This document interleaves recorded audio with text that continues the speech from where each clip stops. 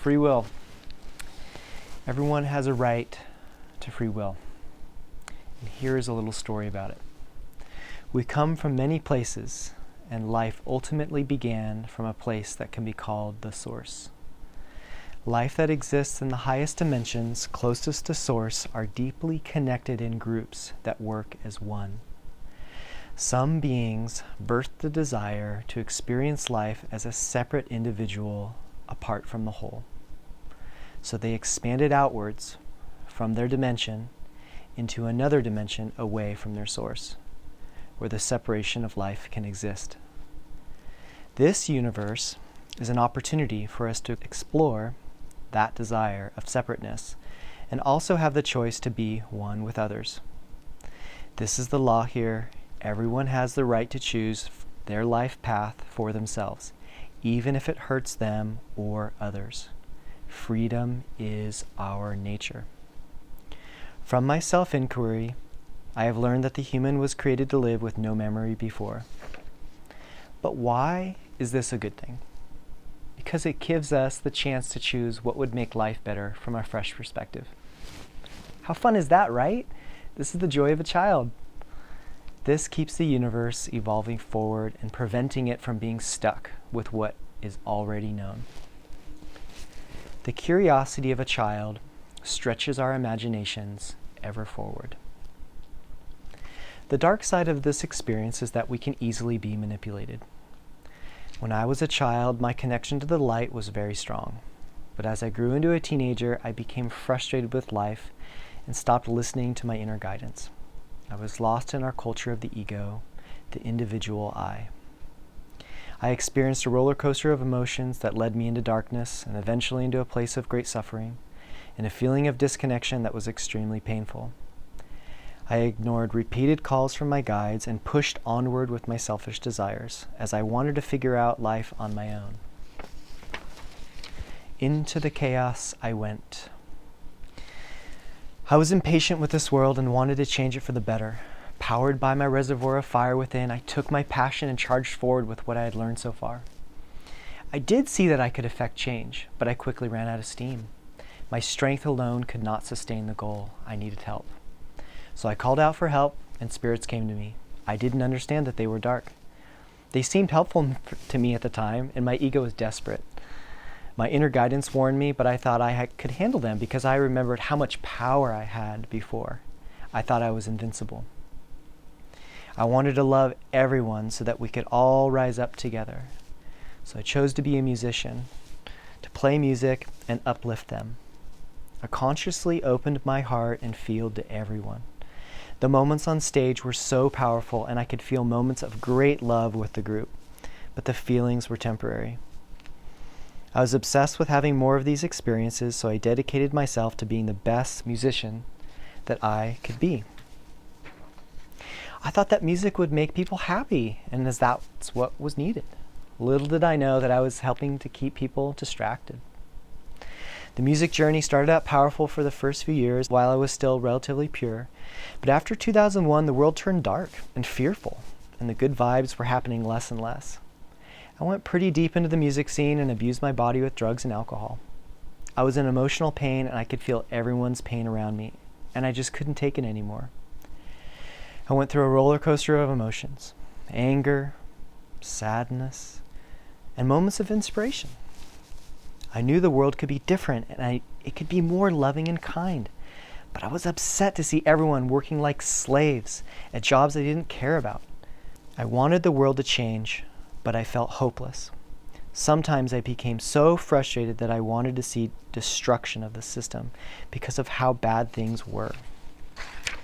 My energy field merged with theirs, and then I felt something move from me into them. Read this paragraph over. I remember helping the dark side connect to others at music events. I would connect with people and feel my energy field merge with theirs, and then I felt something move from me into them. I deeply regret this, and I want to clear my karma by helping us learn about the dark side and their tactics.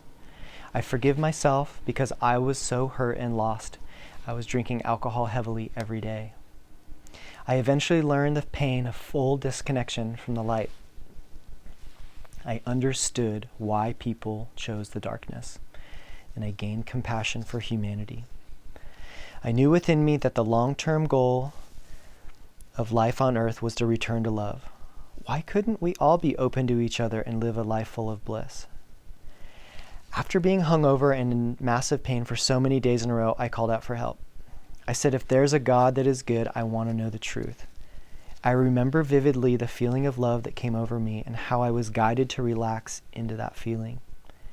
As soon as I merged with that loving force, I saw two spirits being taken off each side of me and sent straight above me into the light. And I heard inside, Zach is of the light. I remember being good for a while, but I was still struggling with the stress and demands of life, living on my own and paying rent every month.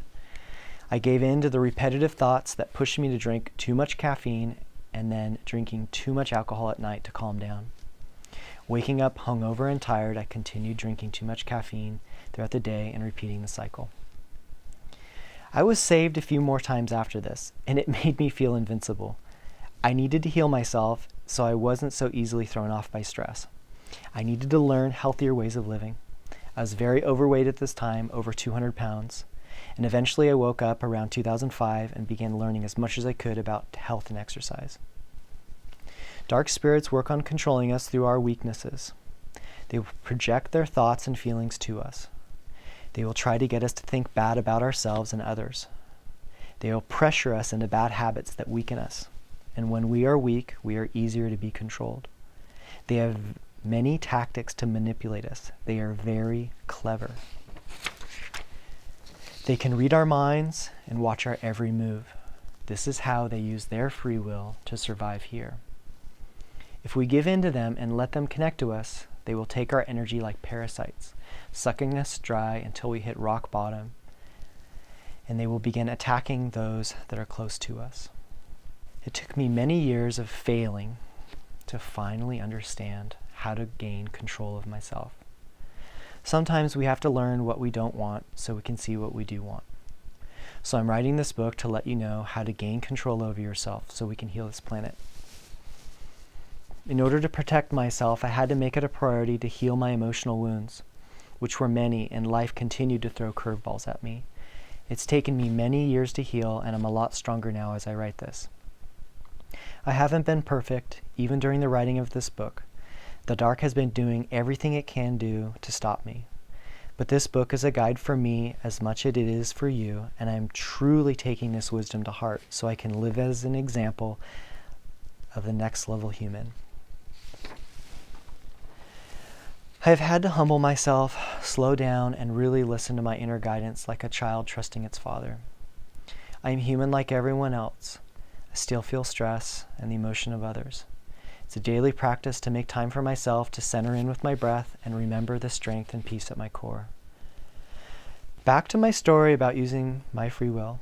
It was around 2008 and the world felt like it was falling apart. I was trying to help save the world by getting people to be afraid about the potential future so they would take action on solutions. I put most of my time and energy on the feared potential future, not the solutions. Some people spoke up to me and dropped bits of wisdom about focusing on the solutions, and I argued with them that people needed to know why to change.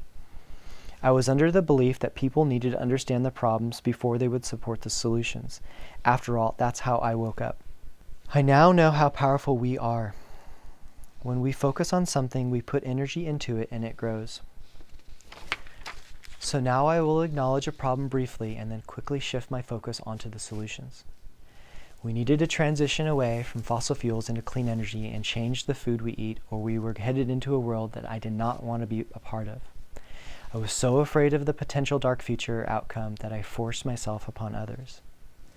I constantly ignored my peaceful inner guidance and moved from this fear, powered from my solar plexus, which is a lower energy center than the heart. I was confident that I could help save the world, as I had seen my thoughts create reality many times before as a child. I had a huge reservoir of energy within me to pull from. However, I eventually used this all up. I forgot that my magic came through me, not from me. I didn't realize there was a greater order that operates with divine timing. I eventually burned out from creating from fear and embraced the new solutions that were arising. We were going to be okay. I had to learn the hard way that it's always a good idea to listen to the guidance of beings that watch over you with love. They know more than us. My guides introduced me to the Zolkeen about a year before this moment. It caught my attention and I became interested in learning more about it. I learned that there are a variety of waves that come together in a 260-day cycle, which is about 9 months. We continually go through cycles of time, where energy is reset and released. This information was shown to me so that I would know there were always going to be opportunities for change. I started to see the change happening on schedule with this cosmic calendar, starting with the 2007-2008 financial crash that was predicted by Dr. Carl Johann Kalaman in his book, The Mayan Calendar and the Transformation of Consciousness. I continue to track the daily energies and cycles, and I watch it move through me and others to help us heal and evolve. Even if you don't know, there are always solutions to every problem. There are great humans and cosmic intelligence always working for the greater good, day and night. We have the choice to freely explore and create here. I am hopeful that many more humans will wake up from fear and remember the comfort, trust, and security of love. In love, there is no fear.